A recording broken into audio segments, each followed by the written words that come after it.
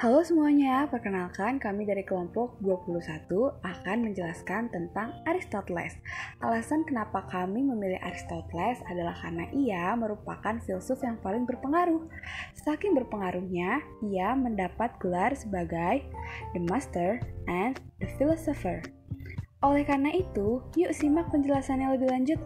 Aristoteles hidup pada tahun 384 sampai 322 sebelum Masehi. Ayahnya bernama Nikomakhus. Aristoteles dikirim ke Athena untuk belajar di Akademi Plato, kira-kira 20 tahun hingga Plato meninggal.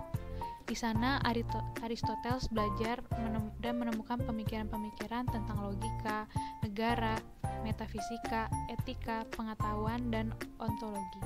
Aristoteles mengatakan, man is by nature a political animal, zoon politikon. Manusia sebagai hewan yang berpolitik, artinya manusia dengan politik dapat menjalani kehidupan yang baik dan membedakan manusia dengan makhluk hidup lainnya. Kemudian, menurut Aristoteles, ilmu politik mempelajari tugas-tugas politisi. Tugas-tugas politisi ini adalah membuat konstitusi yang sesuai dengan negaranya. Lalu, politisi mempertahankan hukum, adat istiadat, dan institusinya dalam sebuah negara. Caranya adalah dengan mengadakan reformasi bila perlu dan mencegah perkembangan yang dapat mengancam sistem politik. Kemudian, Aristoteles menganalogikan politikus dengan craftsman atau orang-orang yang membuat. Sebab politisi menghasilkan, mengoperasikan, memelihara sistem hukum menurut prinsip-prinsip universal.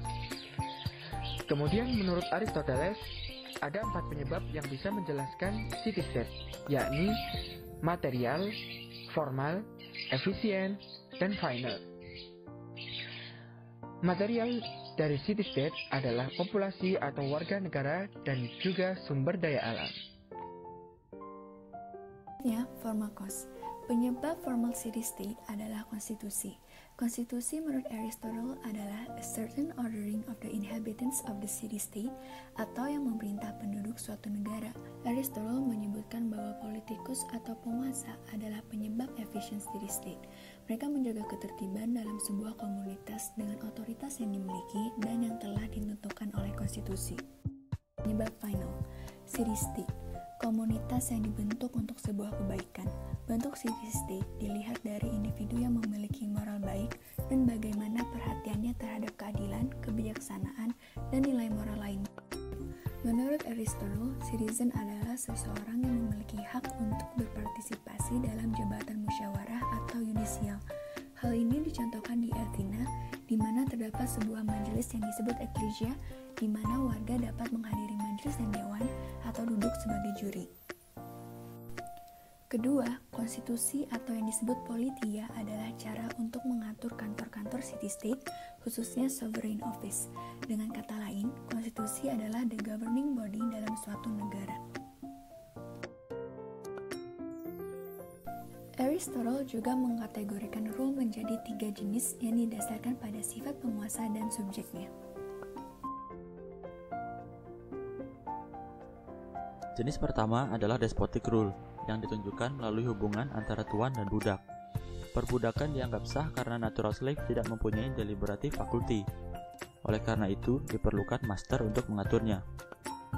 Jenis yang kedua yaitu paternal dan marital, di mana lelaki dianggap lebih mampu dalam hal kepemimpinan daripada perempuan.